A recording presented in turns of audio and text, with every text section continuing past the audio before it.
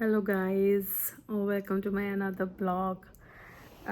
सो ये जो आज का ब्लॉग में शेयर करने जा रही हूँ ये कुछ स्पेशल है।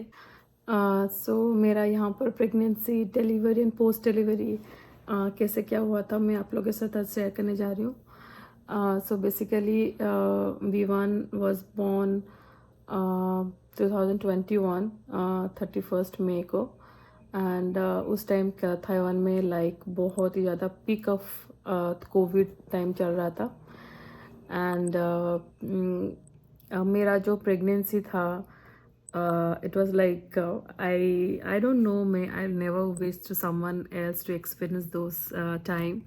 Of course pregnancy एक बहुत different phase होता है and all women should cherish that moment. Of course I enjoy like I think in my middle semester but not initial time because as you all know Covid के time के वजह से बहुत सारी चीज़ें restrictions होता है उस टाइम में एंड लाइक यू नो आपका बहुत सारे चांसेस होता है कि आपको इन्फेक्शन ना आपको हो जाए एंड स्प्रेड ना हो जाए, आपका तबीयत ख़राब ना हो जाए, तो बहुत ज़्यादा होता है। एंड अगर आपको मतलब if you are pregnant women then उस टाइम में और भी ज़्यादा आप लोगों को कॉन्शियस होना पड़ता है एंड हॉस्पिटल विजिट्स रहता है एंड या ये सब चीज़ें। बट मैं एक चीज़ शेयर करने चाहती हूँ कि Taiwan is I think the safest place for medical facilities.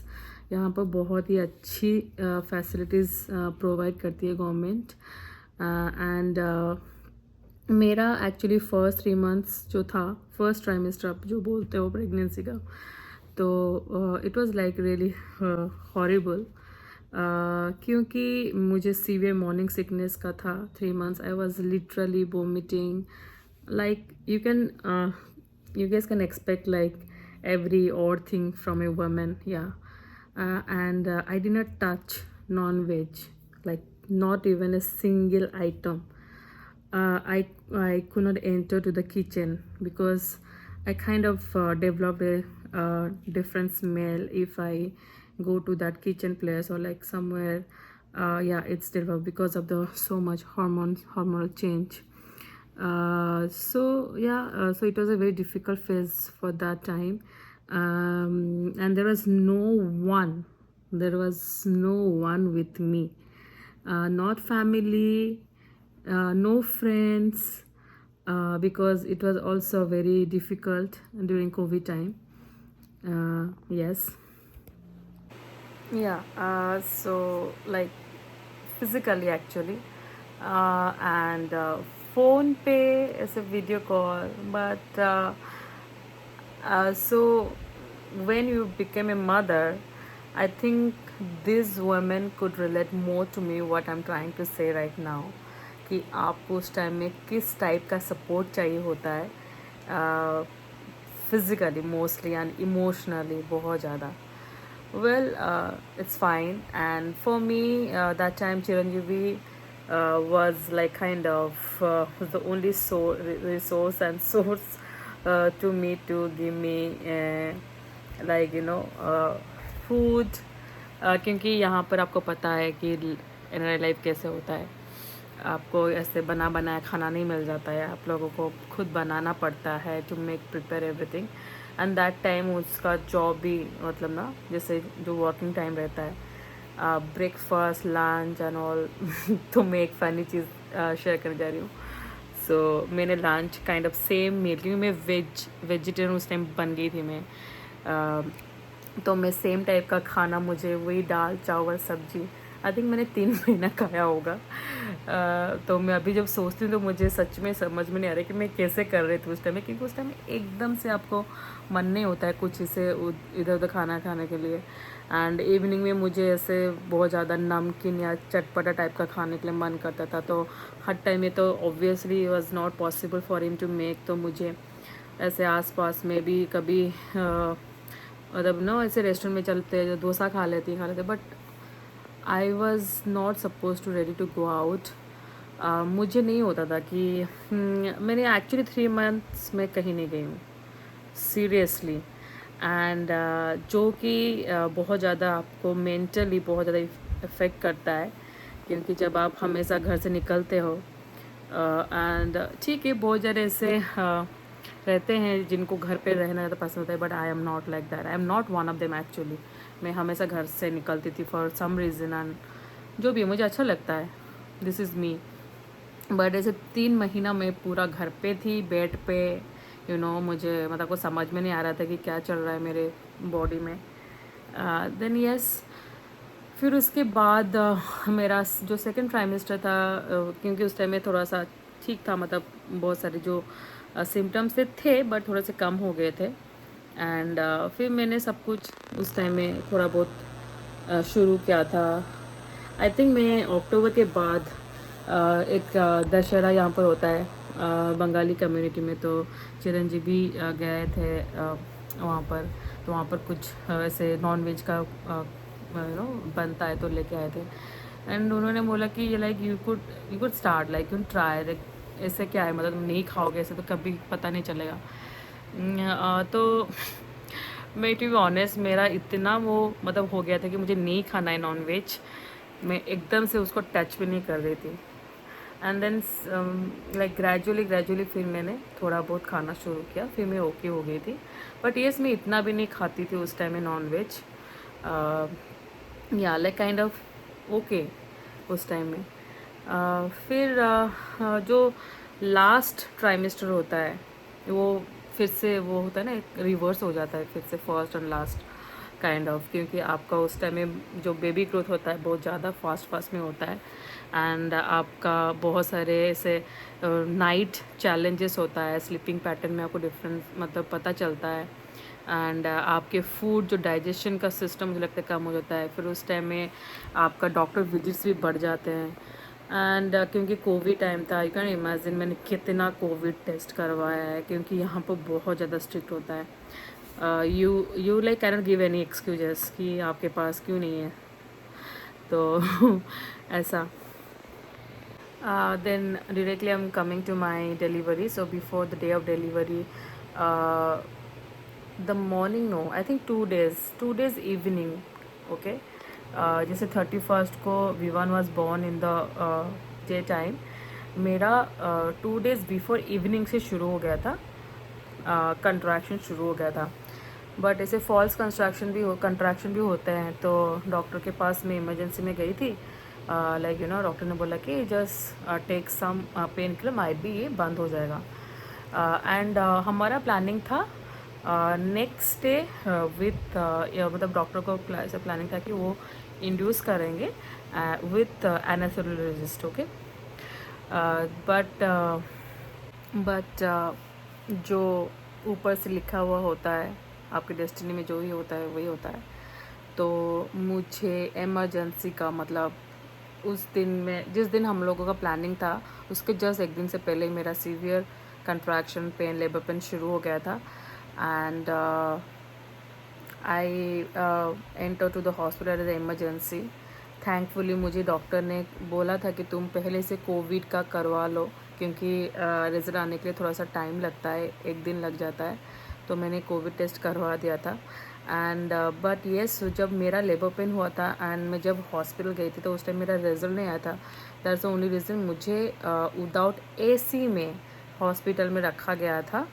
And जो जनरल वार्ड होता है वहाँ पर, and I was in labour pain for 15 hours. मतलब आई डोंट नो कितनों का यहाँ पर लेबर पेन का एक्सपीरियंस है, बट मेरा 15 आवर्स का एक्सपीरियंसेस है।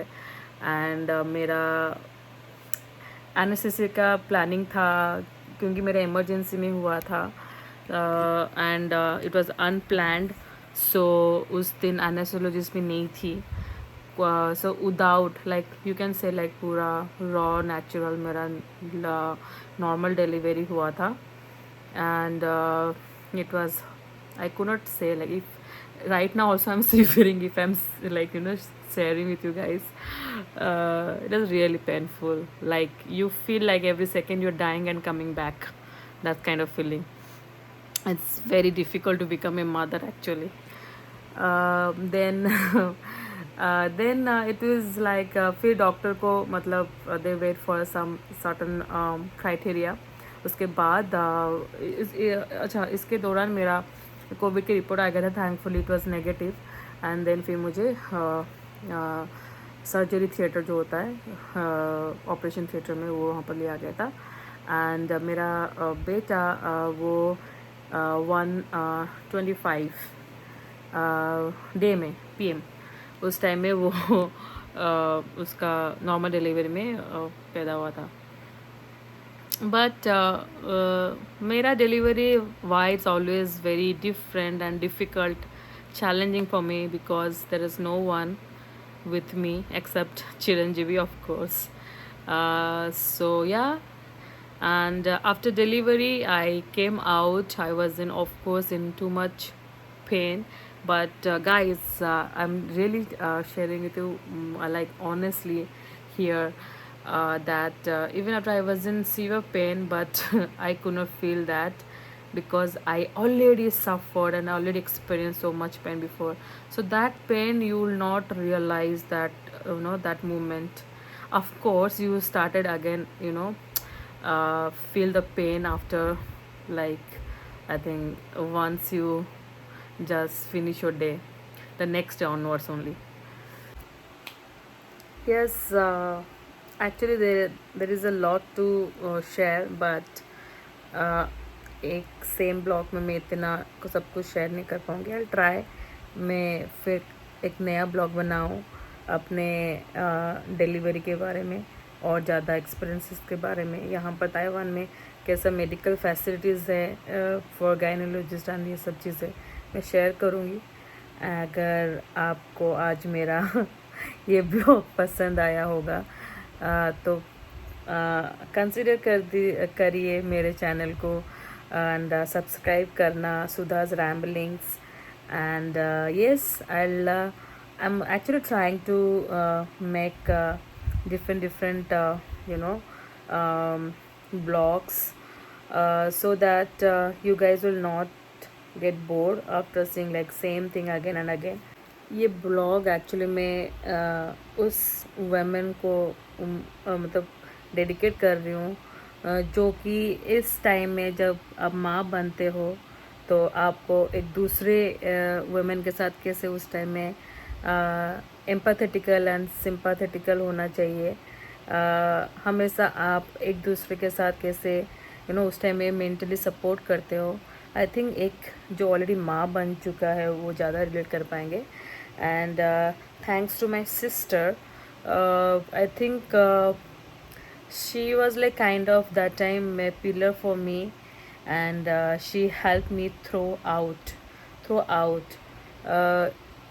I think so I always feel lucky actually to have a sister like a similar face kind of mother to me.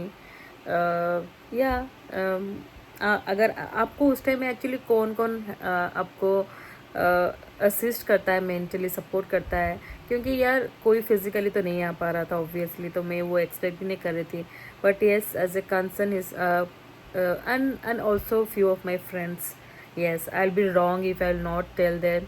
They're like real of. In this blog I wanted to mention some of my special and friend जिन्होंने मुझे अपने like pregnancy and मेरे post delivery में जितना भी छोटा जो भी उनका थ्रू में हो सकता है उन्होंने मुझे हेल्प किया था. And she is like friend and younger sister to me, Reshma, and her husband. Now she is blessed with a very sweet little baby girl. Yes, and चलिए यहाँ पर आज का ये ब्लॉग में यहीं पर आज एंड कर रही हूँ. And see in my next blog. Hope आज का ये ब्लॉग जो मैं अपने पर्सनल लाइफ के बारे में शेयर किया है, क्योंकि this is really important part of my life, because after becoming mother this like life has changed. You enter to a different phase of life. Yeah, this is my personal blog, so I thought to share with you all guys. Okay, अगर पसंद आया होगा तो एक like कर देना. And आप मेरे चैनल को सब्सक्राइब भी कर सकते हो, which is Sudha's Ramblings. See you in my next vlog. Bye bye.